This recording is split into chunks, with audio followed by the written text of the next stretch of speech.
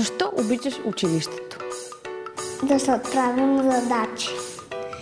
Защото е много забавно физическото, рисуването и ученето. Да учим много, но понякога не умра, за да уча. Защо обичаш училището? Защото много неща научавам, аз обичам да уча. Защото в началото се запознавам с много приятели. Защото повече рисуваме, отколкото да пишем.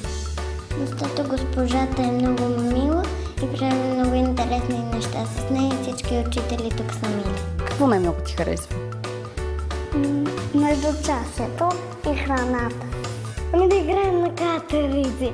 На катерите? И госпожата да се опитва да ни хване. Най-много обичам да очертавам. Имам шаха. Шаха? Защо? Защото всеки ден играя с Боян. Харесва ми рисуването, физическото, всичко. Може ли да има училище без междучасие? Не. Защо? Понеже ако няма междучасие, то ние няма да успеем да направим. Ние работим, обаче се изморяваме и накрая я не го правим хубаво. Какво значи да си добър учител? Да си мил,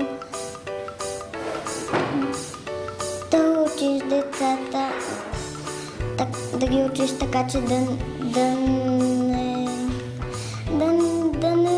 не си груб с тях. Учител да бъде добър, да ни разказва някакви интересни случки, да ни учи интересни неща и такива неща. Да си добър учител означава да не се караш, да казваш на децата да повече да учат и да сбъдват мечтите си. Да правиш добри неща, да си добър с децата, да си добър с хората и да не и се караш. А могат ли децата да учат сами без учители? Не. Защо? Защото няма да знаят какво да правят, няма да знаят дали имат междучасие, дали имат час. А какво трябва да учи учителя, за да стане учител? Университет. А знаеш ли какво е университет? Нещо като училище за възрастни.